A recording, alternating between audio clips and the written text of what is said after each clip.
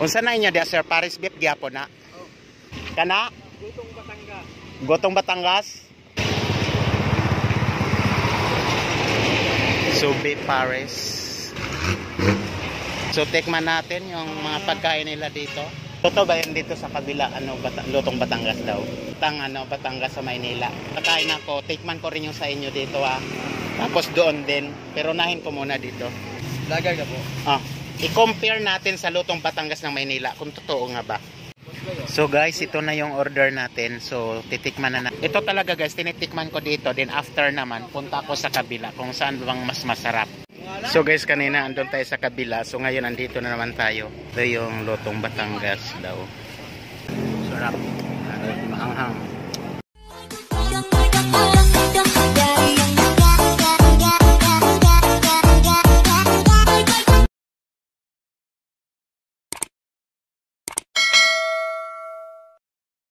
Hi guys, welcome back to my YouTube channel, MPTV Vlog. Nandito tayo ngayon sa Tamiso, Bahay City, Negros Oriental. Napadaan tayo dito. Meron na palang ano dito, Paris beef. Yung doon sa Maynila kasi, namimiss ko na yung mga pagkain doon. Kahit nasa kanto siya guys, pero masasarap. Hindi naman ibig sabihin na porket na nagluluto sa dito sa tabi-tabi sa mga daan na marumi na yan. Hindi guys, kasi dinadaan din naman yan sa apoy. So titikman ko yung mga luto nila dito sa mga likuran ko, yung dito banda. Yan banda dyan. Tapos meron kasing mga sasakyan lang. So mamaya guys, so ipapakita ko sa inyo na andito pati yung itong malalaking mga truck na yan. Tapos yung tinatawag na Orsongko, yan kung nakikita yung may mga usok, yan yung mga tubuhan dito guys, okay? So ipopokus natin guys. Yan ang sentral, so Carrera de Baez. Diyan ang dinadala ang mga tubo or sugar cane na ginagawa natin ng asukal guys. Diyan naman sa ibaba kung nakikita nyo, yun yung mga panel, yun ang mga solar na makatipid tayo sa kuryente. So yan ang power supply, yan yung mga panels na yan. So dito naman banda, papakita ko sa inyo yung umuusok dyan, yun ang tinatawag na ethanol yan guys. So ang daming pwede pagkuhanan, pagkapirahan ang sugarcane. Alright, so minsan yung mga asukal din natin napaka mahal minsan. Depende din yan sa milling ng mga sugarcane dito sa Negros Oriental guys. So wala na tayong time na pumasok doon sa yung umuusok na yan dyan sa central. Gusto ko papasukin sila dyan, interviewin natin paano ba naging asukal yung sugarcane, yung tinatawag na tubo guys. So magkaroon tayo ng part 2 nito.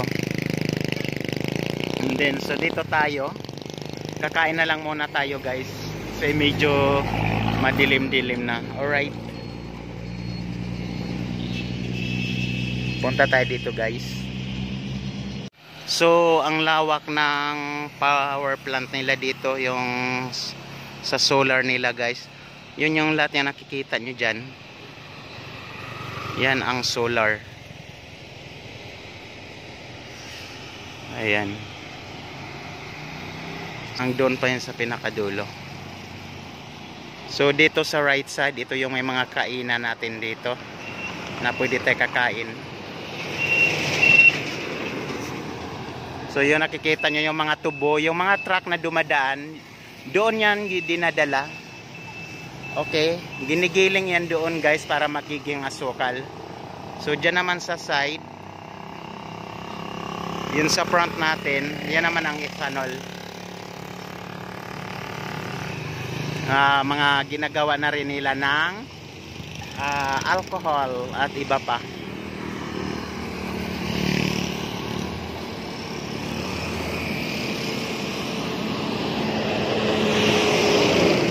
So bababa na tayo, mamimili muna tayo ng pagkain dito.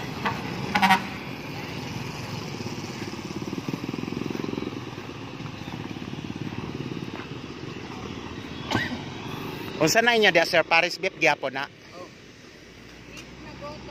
Okay. So dito tayo mo. Gotong Batangas to, boss. Kana? Gotong Batangas. Gotong Batangas? Sige ha. So dami tayong pwedeng pagkainan dito guys, dito sa side.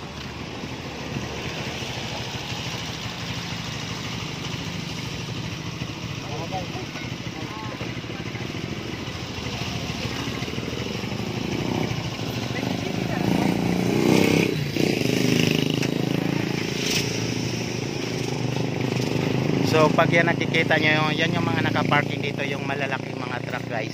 Dito yung tinatawag na ano, yan ang kinakarga ng mga tubo. Pwede kayo maraming pag ano dito.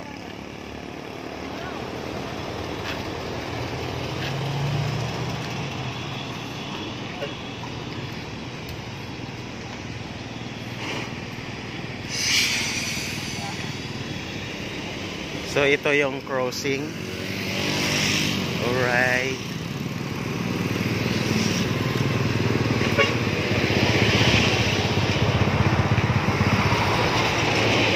So Bay Paris.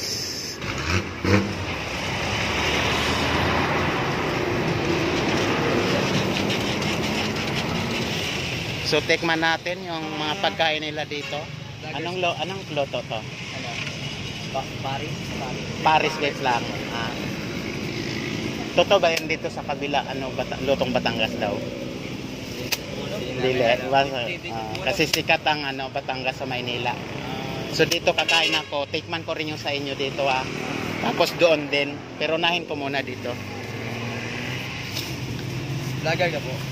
Pwede pa. Kuan. Are po. Ay asa. Kanin.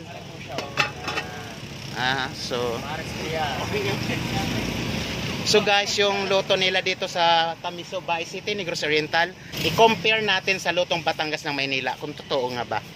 Yeah. Kasi meron doon sa kabila sabi, so balikan ko doon mamaya din kakain. Sino ba? May mga kaibigan ka dito lang pakainin ko. Paana daw sir?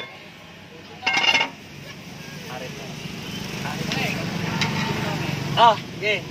Mga laman po yan sa bahay. Laman? Tsaka mga tambok. Okay. Ikaw mismo nagluto niyan? Pangalan niyo pala sir? Jimwell po. Jimwell? Oo. So ilang months na kayo dito? Taon na po. Taon na? Taon na po. So anong oras ang display ninyo dito? Alas 4 po sa hapon. Alas 4 ng hapon hanggang? Alas 12 po. Kanin daw. So mabenta pala. Sige, tikman ko. Ito po. Ano yung kanin na yan? Plain rice lang po siya. Plain lang yan? Kasi po. Pero kanang, yung iba di ba may, anong tawag doon? Yung May may timpla po. Okay. Marami po kasing may ayaw po eh. Oo nga. Kasi lalo na po pag mga galing Dumaguete. Marami Kaya po may ayaw na may timpla. Kaya plain na lang. Pilang sir ba ni? 50 po. 50. With rice na po mo yung drinks. Ano sa mga available na to? Meron lang po Mountain Dew tsaka mineral. Ha? Mountain Dew tsaka mineral. Mountain Dew, sige. Gaya kong Mountain Dew, tapos mo try ra ko one. Sang order ha kay. Yeah, pwede na. Doon din sa kabila. Ha? Shoutout. Sige sir. Ano? Shoutout kay Philip Paris. Kano mo si sir? Yung cook dito? Silingan po namin yung sila. Silingan Dra. So, anong pangalan mo? Lilo Lopez. Okay, shoutout naman sa mga kaibigan natin. Shoutout ako kay Ace ako dito. Dito lang. Okay. So guys, napakasimple lang yung mga ina nila ng table dito. So, pag kumakain tayo, lalo na sa mga walang alam, lalo na sa mga hindi nakarelate nito, huwag nyo pong sabihin na marumi yung mga ganito. Dahil luto din ito, dinadaan din to ng apoy. So, mas masarap din tong mga turo-turo guys. Let's go, so kain muna tayo, titikman natin.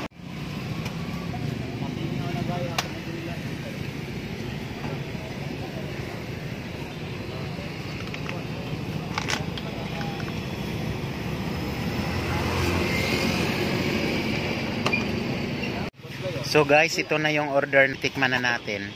Ito yung tinatawag dito na Paris, okay? And then, so nilalagyan natin ng ano, para mas masarap yung dahon ng sibuyas. Tapos yung garlic. Ito yung dahon ng sibuyas, tapos garlic.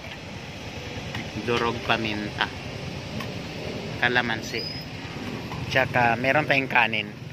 And then meron na tayong pantolak, Mountain Dew. So, ito talaga guys, tinitikman ko dito. Then after naman, punta ako sa kabila kung saan bang mas masarap. So guys, totoo nga, super sarap.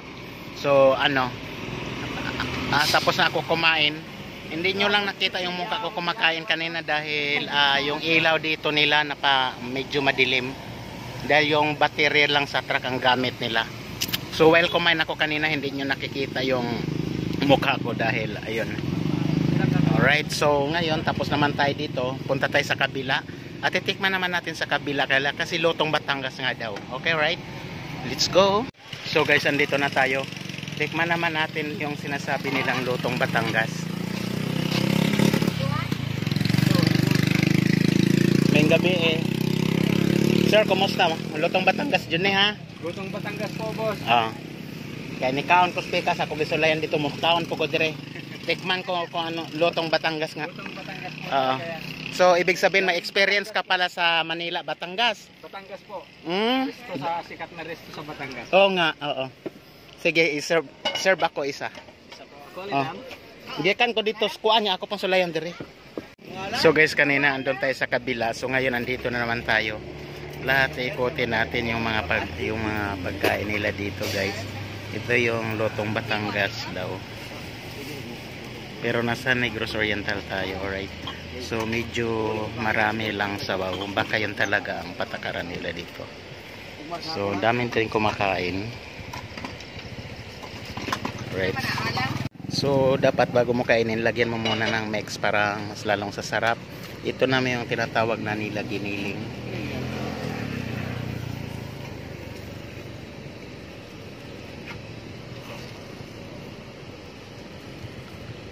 Yan guys, tapos ito naman yung hot chili sauce.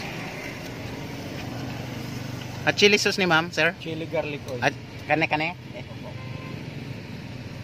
Sobrang hanghang yan, boss. Ay ha, mama ba? Ay hala. Okay ra?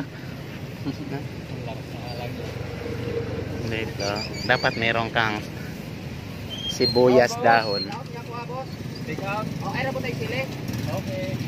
Okay, alright.